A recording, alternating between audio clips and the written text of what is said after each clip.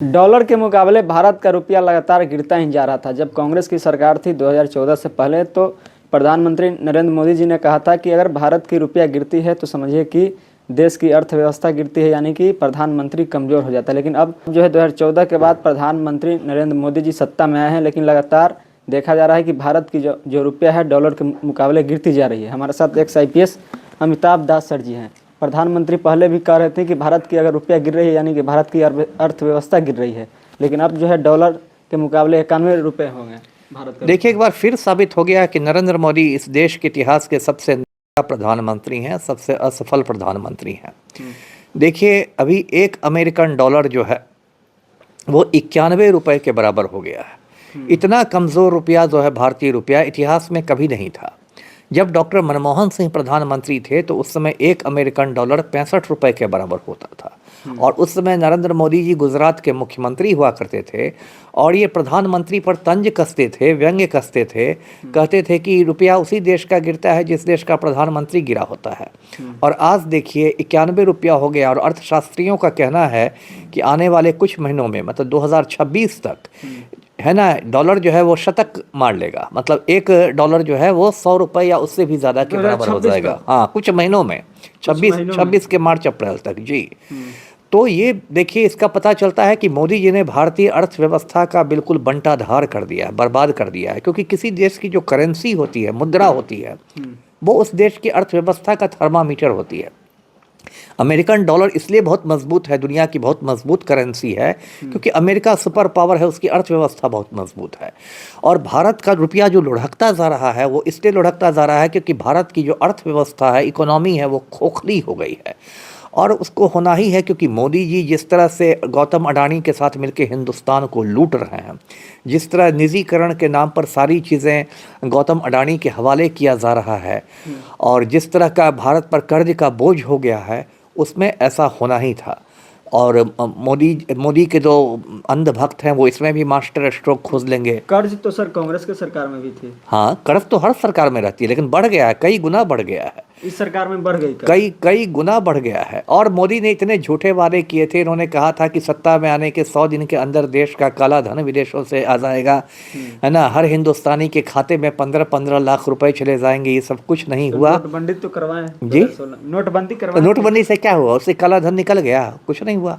बस लोग परेशानी में हुए, लोग बस लाइन में लगे। इनका गोदी मीडिया ने झूठा प्रचार किया कि 2000 के नोट के अंदर मोदी जी चिप लगवा देंगे और चिप के जरिए काला धन की खोज हो जाएगी। खाली झूठा प्रचार किया गोदी मीडिया ने, तोता मैना की कहानी सुनाई। नोटबंदी तो बुरी तरह फेल हो गया।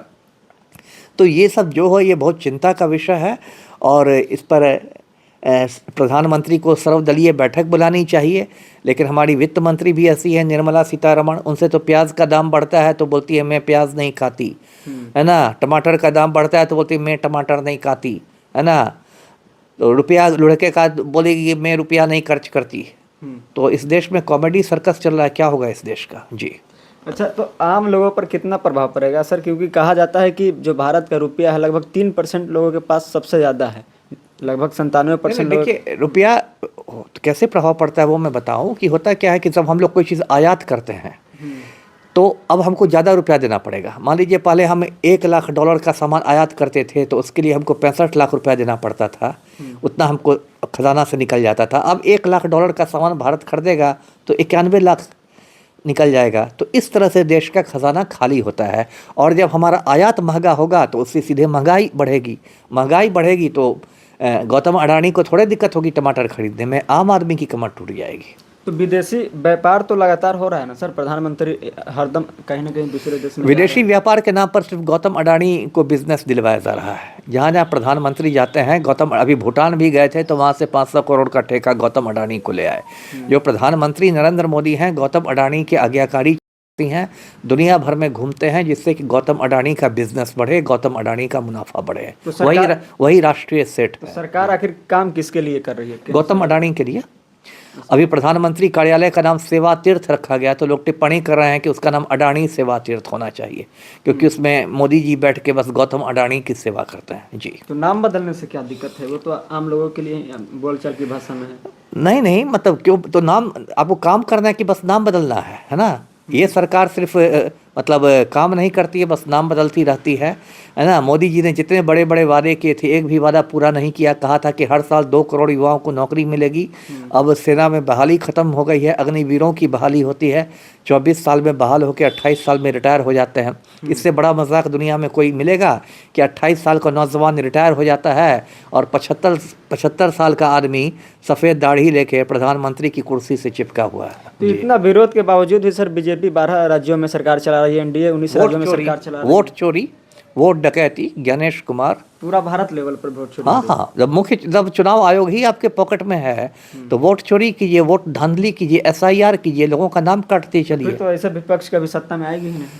अब आएगी, इस देश में भी हो सकता है शांतिपूर्ण क्रांति हो जाए, जनजी की क्रांति हो जाए। देखिए, मतलब कांग्रेस का जो टर्म रहा 60-70 साल, वही बीजेपी का टर्म रहेगा, तब जाकर चेंज होगा। मैं नहीं समझता, मुझे लगता है कि इस देश में क्रांति होगी, शांतिपूर्ण क्रांति होगी जी। जेनजी का प्रभाव पड़ेगा। हाँ, जनजी का, जैसे नेपाल में हुआ। मैं हिंसा का समर्थन नहीं करता, लेकिन जनजी वाले शांतिपूर्ण क्रांति करेंगे, जैसे नेपाल में हुआ, बांग्लादेश में हुआ, श्रीलंका में हुआ जी। बहुत बहुत धन्यवाद सर। तो हमारे साथ एक IPS अमिताभ दास सर थे। जिस तरह से भारत का रुपया लगातार गिरता जा रहा है, इस पर हमने इनसे पूरी बातचीत की। बाकी इस पूरी बातचीत पर आपकी क्या राय है, कमेंट कीजिए। देखते रहिए द एक्टिविस्ट। मैं अमन कुमार, बहुत बहुत धन्यवाद।